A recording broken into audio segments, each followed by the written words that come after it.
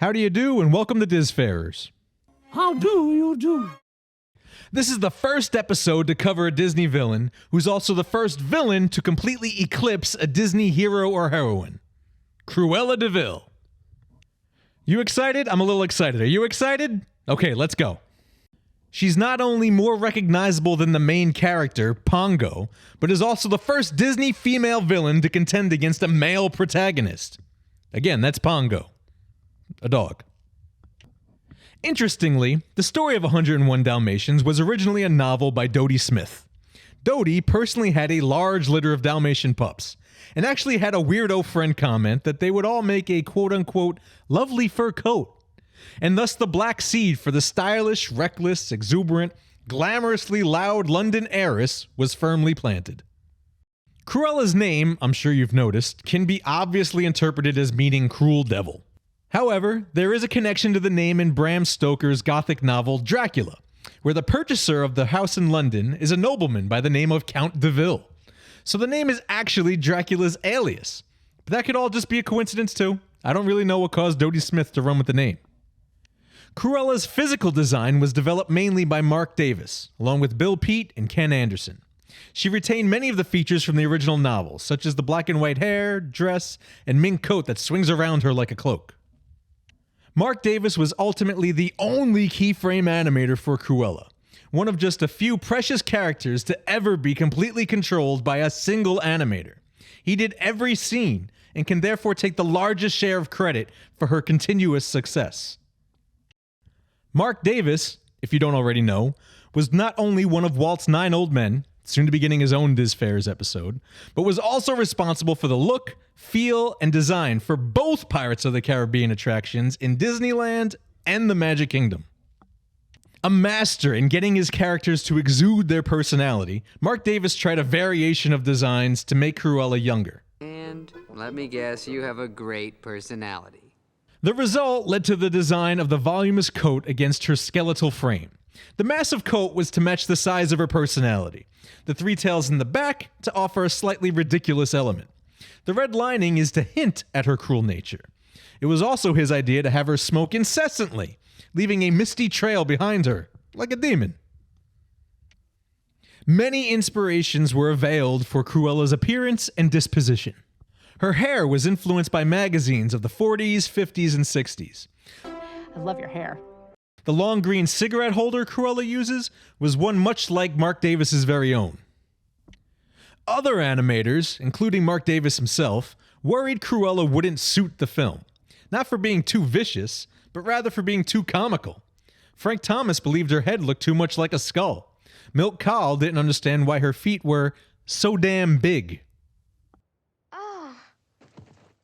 Milt Kahl is thought to actually have been jealous of Marc Davis's work on Cruella. Admitting Davis was a better draughtsman, he didn't believe Davis was the better animator.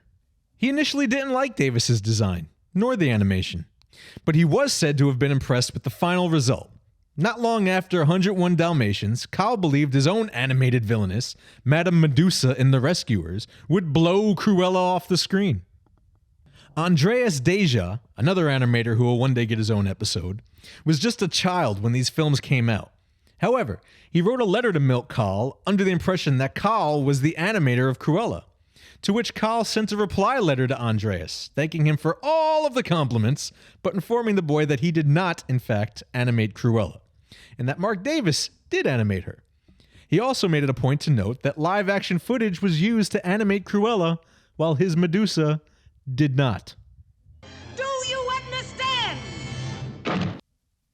Marc Davis says Cruella's initial design conceptions were influenced by the bearing and poise of Bette Davis in All About Eve, And we who are about to die salute you. and Rosalind Russell in Auntie Mame.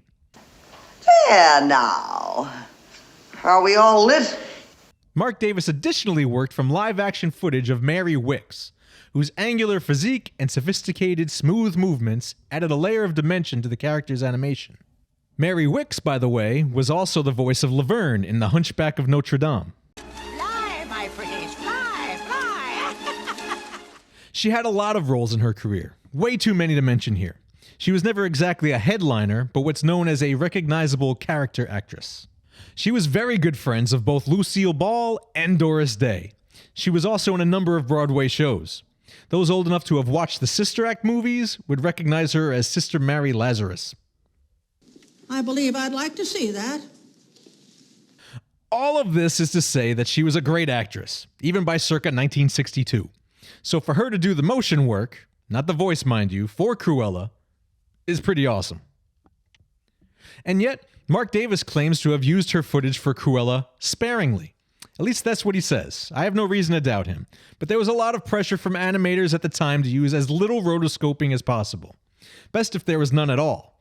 It's just amazing that, one way or another, Mary Wick served as a big influence on the Cruella character. Like I said, though Marc Davis is said to have used the footage of Mary Wick sparingly, he wanted Cruella to move in a way that displeased the eye and conveyed that she didn't listen to any voice but her own, proving through sheer movement that she was a dominating conversationalist. Apparently, Marc actually had an acquaintance in mind who he said was just a monster of a woman. She was tall, thin, talked constantly, and yet even though she never knew what she was saying, she wouldn't let you get a word in edgewise. Marc Davis also said the main inspiration for his version of Cruella came from Betty Lou Gerson, the voice of Cruella in 101 Dalmatians. She also happened to narrate the opening scene in Cinderella. Once upon a time, in a faraway land, there was a tiny kingdom. Gerson had a reputation of intimidating other actresses working alongside her, and Marc is quoted as saying Gerson was bigger than life, high in energy, and, like a shark, always moving. Gerson says she modeled Cruella's voice after Tallulah Bankhead, which is extremely coincidental because that's exactly who Dodie Smith was thinking of when creating the character.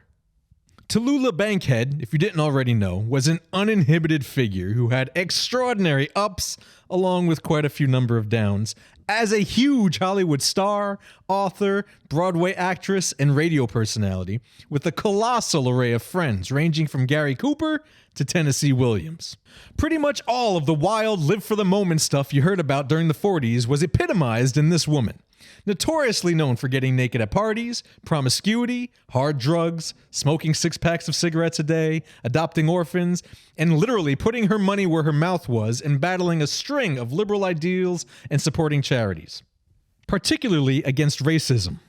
Despite being raised a proud Southerner during the time of Jim Crow, she was a vocally outspoken advocate for civil rights and against segregation.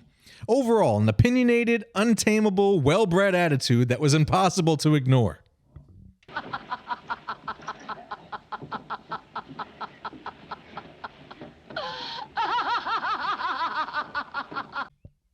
Sound like anyone we know?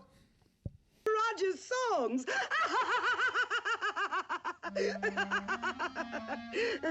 Lisa Davis, an actress who performed in many guest spots, mostly in the 50s, originally tried for the part of Cruella, but Walt Disney thought she was better suited as Anita. Early drafts of The Rescuers actually considered using Cruella as the main villainess again. The notion of Cruella desiring furs and also diamonds, as the villain Medusa did, was a part of Dodie Smith's original story. There's even art of Cruella wearing an outfit of crocodile leather. Seeing as how The Rescuers was set a decade after 101 Dalmatians, creative teams toyed with updating Cruella for the 70s timeline.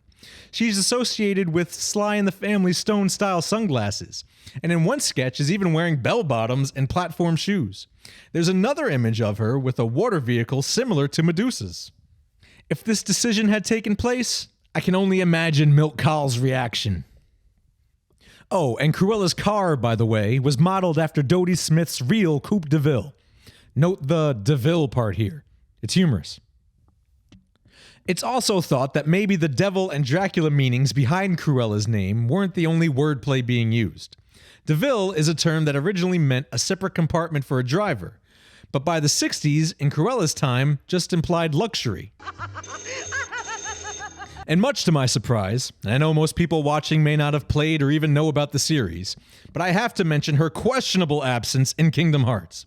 I can't fathom why she's never been used. Do you hear me, Square Enix? Okay, that's it for now. Let me wrap this up by adding that Cruella inspired future villains stretching decades after her premiere in 101. Dr. Facilier, Madame Medusa, and yes, Heart Hearts, hearts. All owe a measure of thanks to their predecessing inspiration. I just invented the word predecessing there. Cruella went on to further inspire more live-action renditions than any other Disney villain, and it's not difficult to understand why. What with the tantrums, recklessness, style, and fashion, she's a villain akin to a train wreck, and those are near impossible to ignore. Disfarers out!